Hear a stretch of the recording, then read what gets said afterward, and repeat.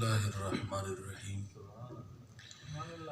या अय्युहल्लज़ीना आमनुत्तकुल्लाह वलतंजुर नफ्सुम मा क़द्दमत लिगद वत्तकुल्लाह इन्नल्लाहा खबीरुम बिमा तामलून। सदक़ल्लाहुल अज़ीम।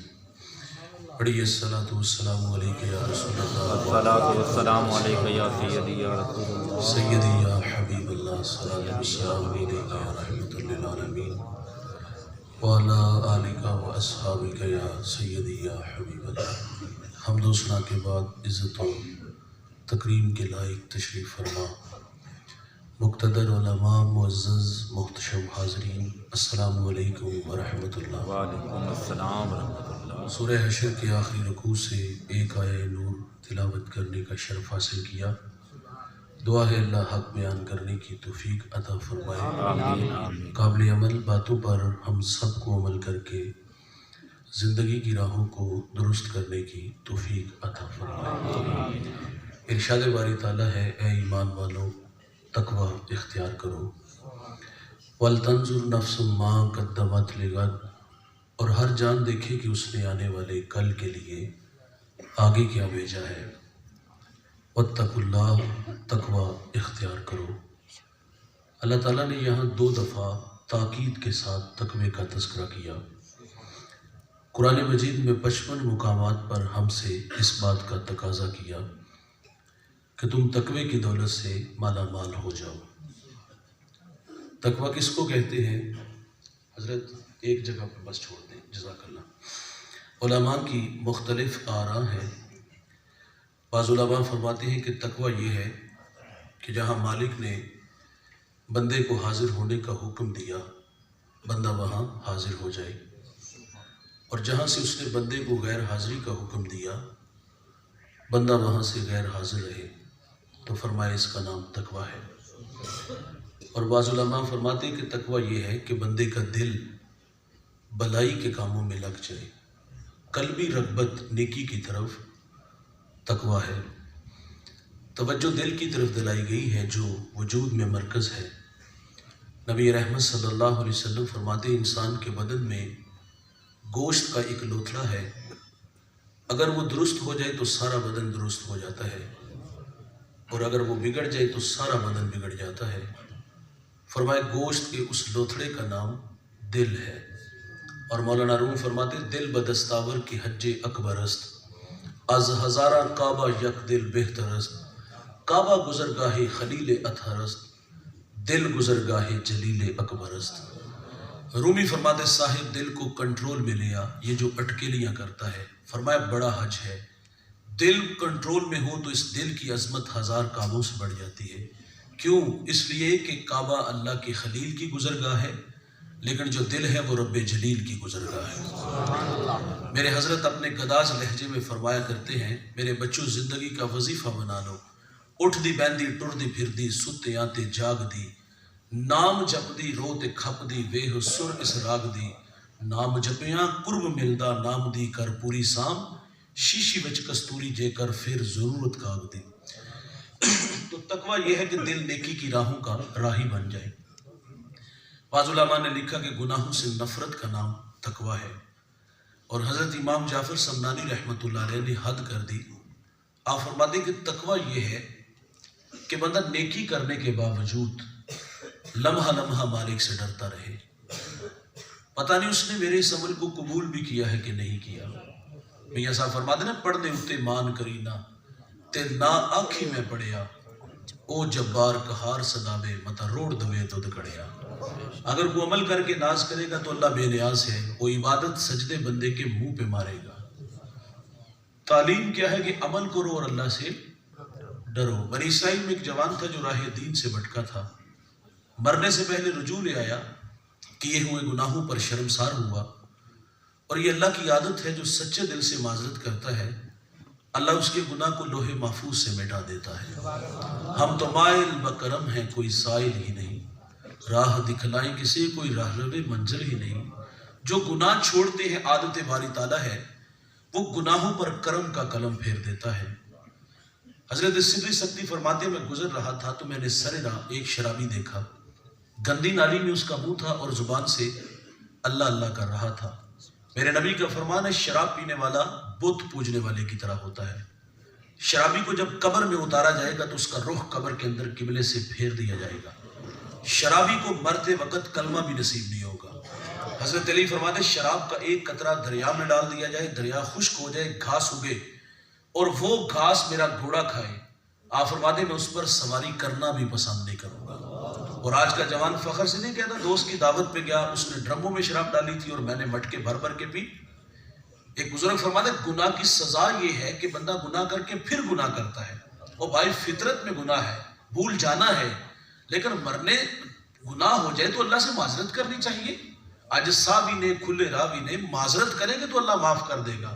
اور اگر بے مہار رہے اور اس پر اترائے تو میرے بھائی یہ اللہ کو رویے پسند نہیں ہے. تو سدھی سکتی فرماتے شراب کے نشے میں دودھ تھا, میں نے اس کا چہرہ دھویا اور کان میں اتنا کہہ کے گزر گیا, وہ بندہ خدا ناپاک منہ سے اس پاک ذات کا نام لے رہے ہو. یہ بجلی تھی بھائی جو دل پہ گری.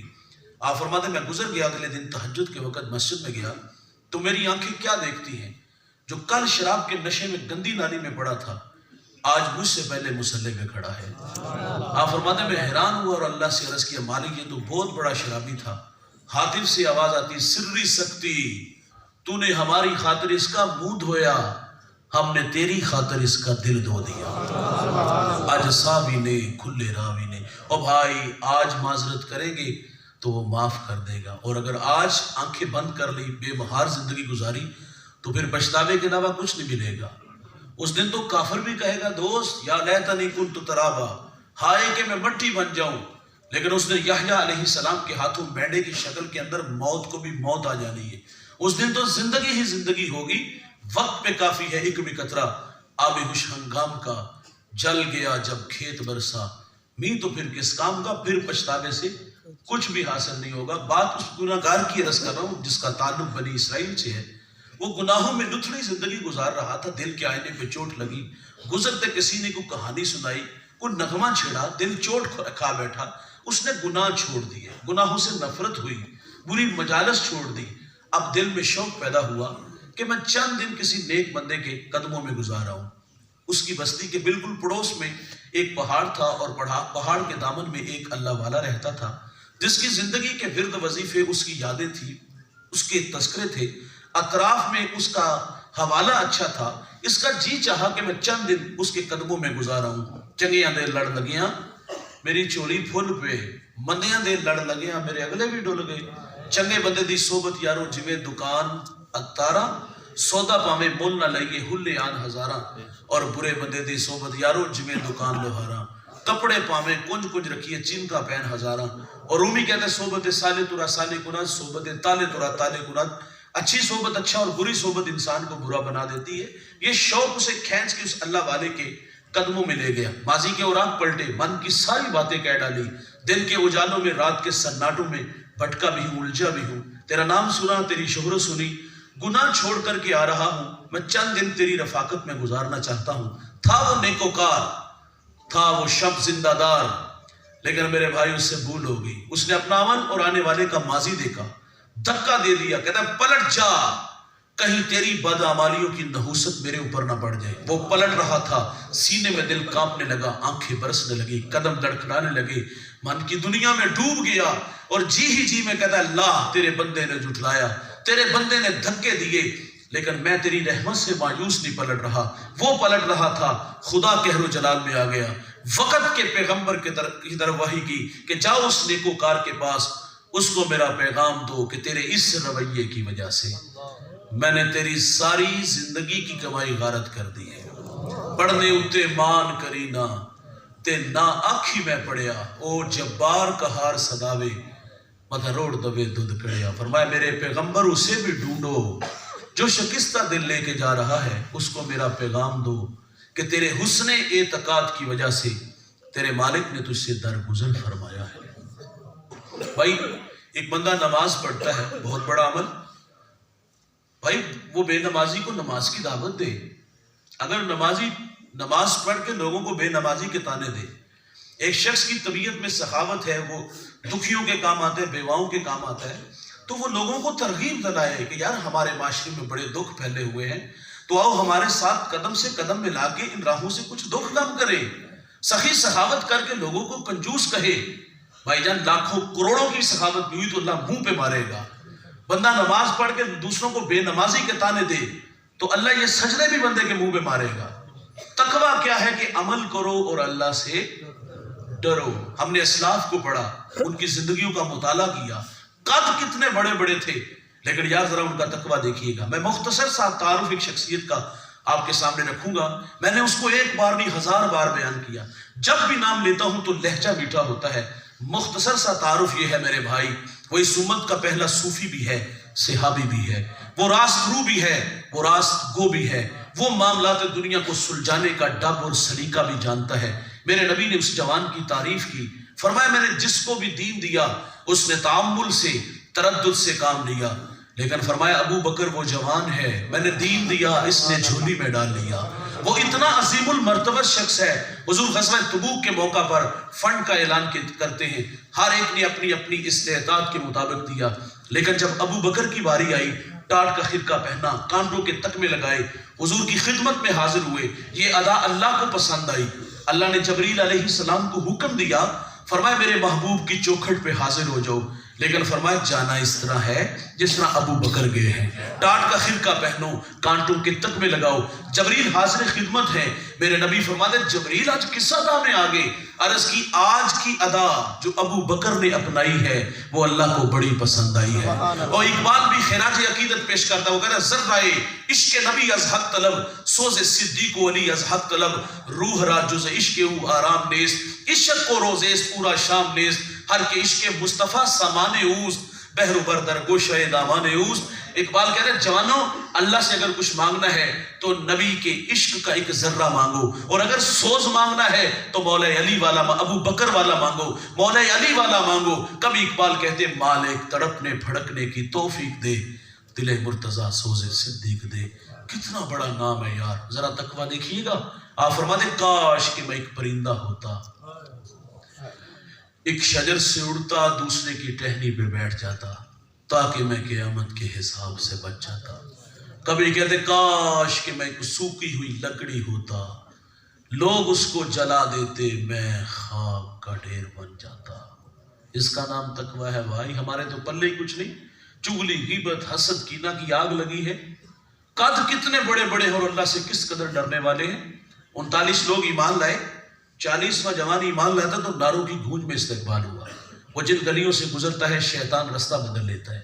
میرے نبی فرماتے میرے بعد اگر کوئی نبی ہوتا تو یہ جوان ہوتا، 23 لاکھ مربع میل کا حاکم ہے، اشرا مبشرہ میں سے ہے۔ عید کا دن ہے اور آنکھیں چھم چھم برس رہی ہیں۔ کسی نے کہا حضرت آج تو عید کا دن ہے اور آپ رو رہے ہو؟ آپ فرماتے عید اس کی جس کے روزے قبول ہوئے، جس کے قبول نہیں نہ ہوئے اس کے تو منہ پہ مارے جائیں گے۔ کبھی بچوں کو جمع کر کے کہتے بچوں میرے لیے دعا کیا کرو، اللہ مجھے معاف کر دے۔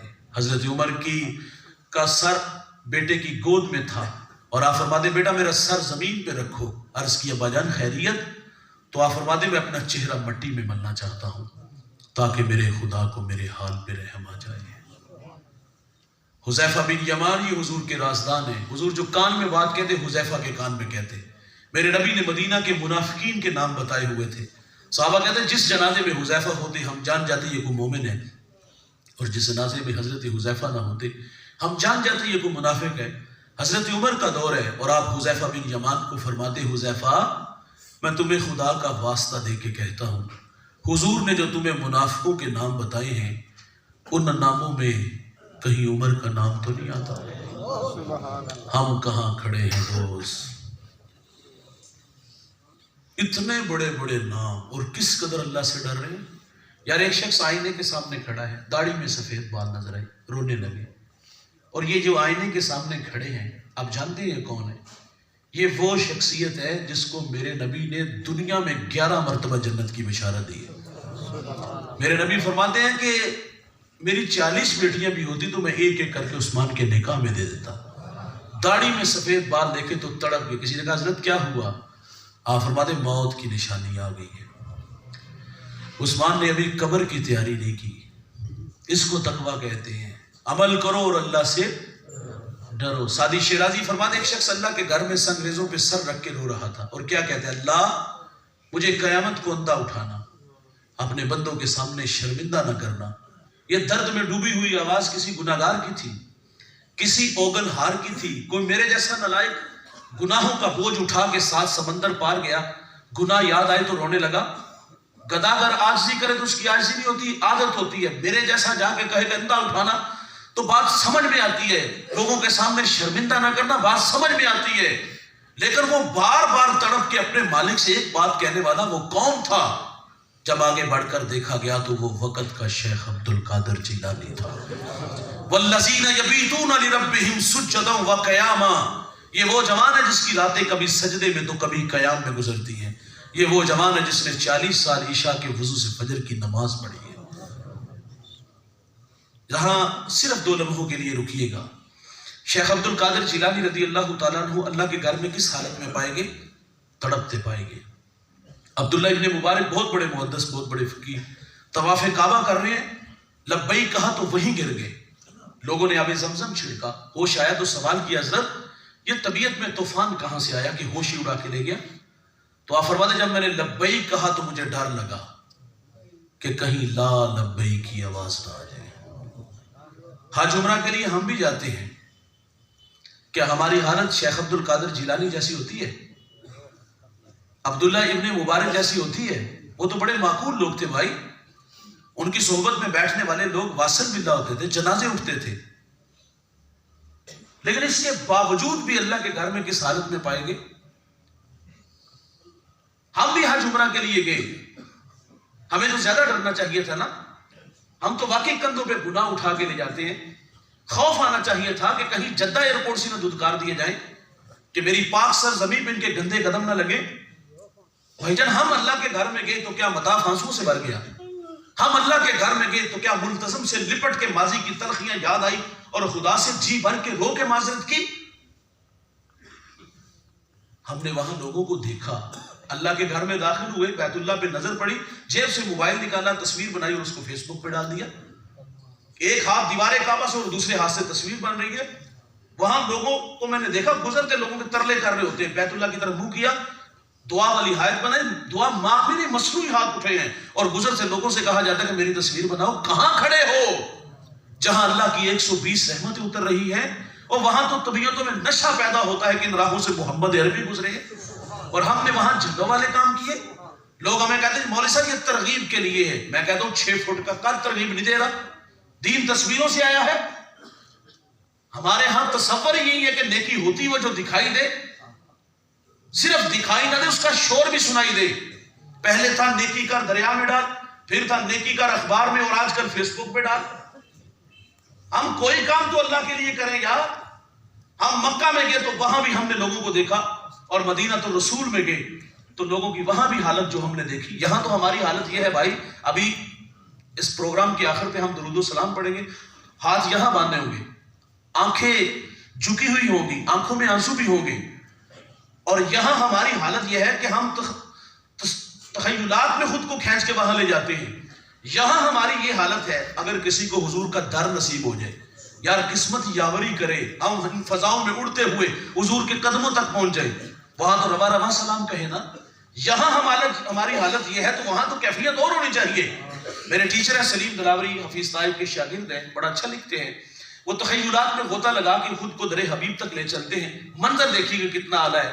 وہ کہتے ہیں آساں دے بوئے کھل دے، درداں دے ورکے تھل دے، دکھاں دے چکڑ چل دے، اکاں چو ہنجو ڈل دے، لو لو دا سینہ پاڑ دے، آقا جی دل نو ساڑ دے، گوتے تے گوتا کھا رہے ہیں، وہماں چ ڈبدا جا رہے ہیں، دسیا نہ چننا تارے ہیں، رائیاں تو پچھ پچھ کھا رہے ہیں، جتھے خدا دا نور ہے وہ شہر کنی دور ہے۔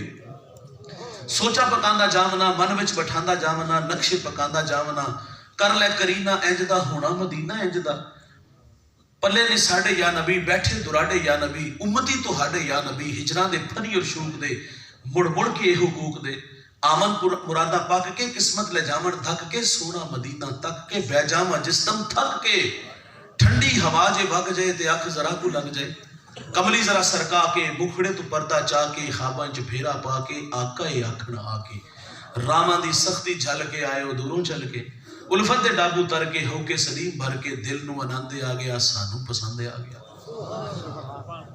کرم فرماؤ ساڈے تے حبیبی یا رسول اللہ، مدینے آؤں نے دے دی غریبی یا رسول اللہ. اور یہاں کیفیات کا جہان ہے یار, حضور کا در نصیب ہو تو وہاں کیفیت اور ہونی چاہیے. ہمیں مدینہ میں ایک دوست ملے, وہ کہتے ہیں یہاں بڑے پرانے بزرگ رہتے ہیں. ہم نے ان سے سوال کیا کہ ہم درِ حبیب پہ حاضر ہوتے ہیں, باب السلام سے داخل ہوتے ہیں, سلام کرتے ہیں, تو ہمیں کیسے پتا چلے کہ ہمارا سلام بارگاہ خیر الانام میں قبول ہو گیا؟ دل کو چھو لینے والی بات کی. آپ فرماتے ہیں کہ مواجہ شریف کے سامنے گزرتے ہوئے اگر آنکھیں بھیگ جائیں نا تو سمجھ لو کہ حضور کی بارگاہ میں سلام قبول ہو گیا ہے. اور وہاں تو بھیگی ہوئی آنکھوں سے سلام کرنا تھا.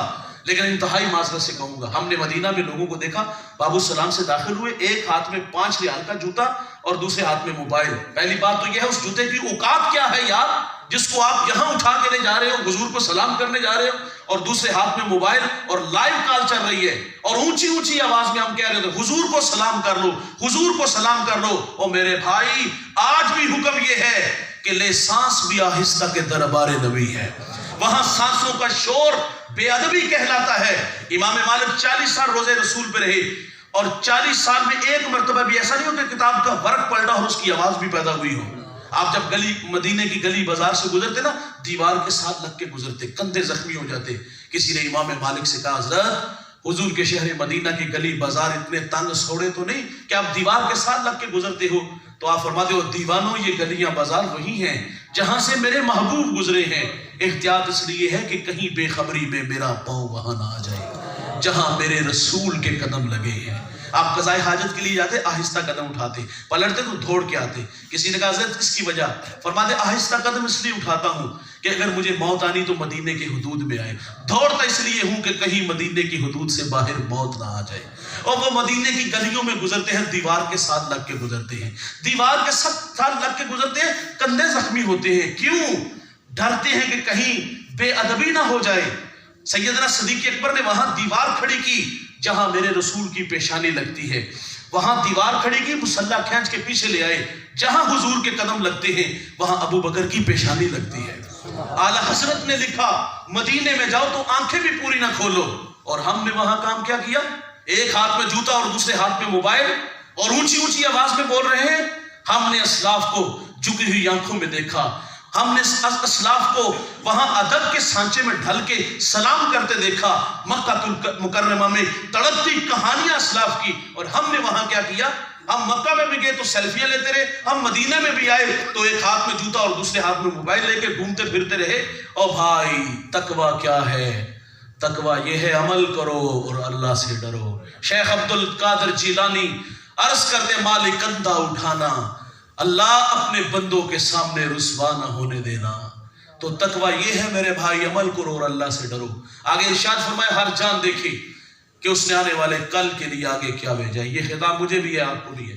میری زندگی کے تقریباً 37 سال یا 38 سال بیت گئے. آپ میں سے کسی کے 25, کسی کے 50, کسی کے 20 گزر گئے. ضمیر کی عدالت لگائیے گا آپ بھی اور میں بھی لگا لیتا ہوں. مانانم کے ماندانم اچھی طرح جانتا ہوں اپنے آپ کو, یہاں کیا ہوں اور نجی زندگی کیسی ہے. آپ اپنے آپ کو اچھی طرح جانتے ہو کہاں کھڑے ہو. ہم سے تقاضا ہے کہ آنے والے کل کے لیے آگے کیا بھیجا ہے. یہ دنیا نا بھائی مستقبل روشن نہیں تو محنت تو ہے نا. 8 گھنٹے نہیں 18 گھنٹے.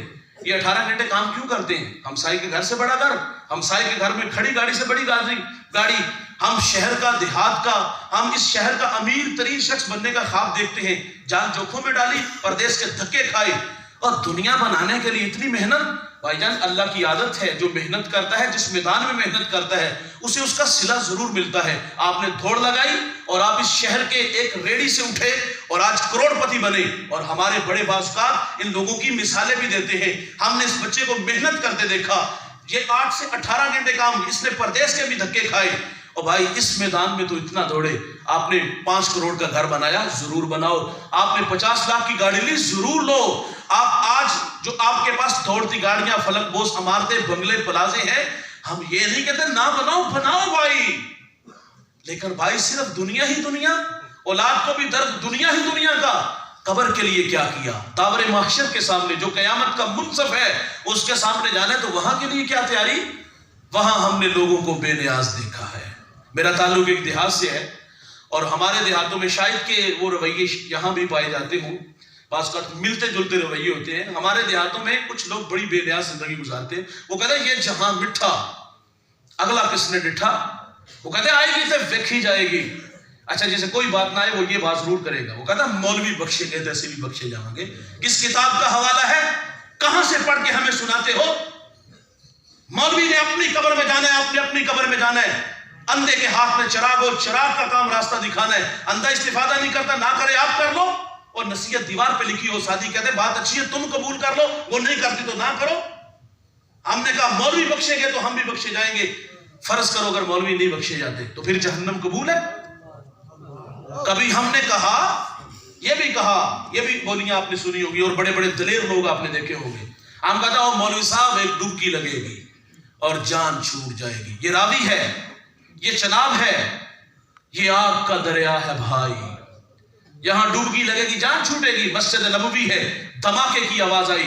فرمایا صحابہ جانتے ہو یہ آواز کیسی؟ عرض کیا کہ ارشاد فرمائے, فرمایا 70 سال پہلے جہنم میں ایک پتھر پھینکا گیا, آج گہرائی میں پہنچا ہے. 70 سال جاتے اور 70 سال آتے لگیں گے. 140 سال کی ایک ڈبکی ہے. یہ دلیر آدمی کہتا ہے ڈبکی لگے گی جان چھوٹ جائے گی. دنیا کی آگ بے وفا ہے, اس کی بے وفائی کی کہانی تو یہی ہے, یہ آتی ہے اور 10 منٹ میں خاک کا ڈھیر بناتی ہے. لیکن جہنم کی آگ ایسے نہیں کرے گی, تارکول کی طرح ہوگی, لوک کی طرح ہوگی, جو جسموں کے ساتھ ہی چسپاں ہو جائے گی. یہ جلا کے خاک کرے گی, وہ جان نہیں چھوڑے گی. او بھائی جہنمی کو جہنم کی آگ سے نکال کر دنیا کی آگ میں ڈال دیا جائے, چین کی نیند سو جائے. جلتے چراغ پہ ایک جوان ہاتھ آگے بڑھاتا ہے, حسن سج کے سامنے کھڑا ہے, خود دعوت گناہ دے رہا ہے, اور اس نے ہاتھ آگے بڑھایا, کھینچ لیا. اس نے مخاطب ہو کے کہا او خاتون اس آگ کو نہیں سہ سکتا, اس آگ کا مقابلہ کیسے کروں گا, خود بھی بچ اور مجھے بھی بچا. چٹی چادر پھومنا والی داغ نہ لامی جنیا, حشر دے آڑے پھیر نہ کی حال ربا کی بنیا. او بھائی ہاتھ آگے اس نوجوان نے چراغ کے آگے کیا, جلا تو پھر اس کو مخاطب ہو کے کہا. ایک بڑی اپنے بچوں کی شکایت اللہ والے کے پاس لے کے آ گئی. نالائق صبح نماز کے لیے نہیں اٹھتے, آپ کوئی تعویذ کر دو, کوئی دم کر دو. آپ نے ایک سوال کیا, بہن میرا سوال ہے, اچانک اس کمرے میں آگ لگ جائے جس کمرے میں تیرے بچے ہوتے ہیں, کیا کرو گی؟ کہا ممتا تڑپے گی, چیخوں گی اور کھینچ کے باہر لے آؤں گی. تو آپ فرماتے ہیں کہ جہنم کی آگ اس سے بھی زیادہ سخت ہے. اور ہم نے تماشا بنایا, ہم نے کہا ڈبکی لگے گی جان چھوٹ جائے گی, ہم نے کہا آئے گی تو دیکھی جائے گی, ہم نے کہا مولوی بخشے گے تو ہم بھی بخشے جائیں گے, ہم نے کہا یہ جہاں مٹھا اگلا کس نے ڈٹھا. نقطہ انجام کو تو پہنچنا ہے بھائی, سانسیں ٹوٹنی ہے, ہم نے موت کی گھاٹ اترنا ہے, اور لاشا ہمارا ہوگا کندھے کسی کے ہوں گے, اور پھر قبر میں اتار کر اوپر منا من مٹی کے نیچے چھوڑ کے آنا ہے. ہم نے جانا ہے, آپ نے بھی جانا ہے, اور یہاں زندگی اگر بے مہار گزاری تو بھائی پھر پچھتاوا ہوگا, پھر سوائے رسوائی کے ہمارے پاس کچھ بھی نہیں ملے گا ہمیں.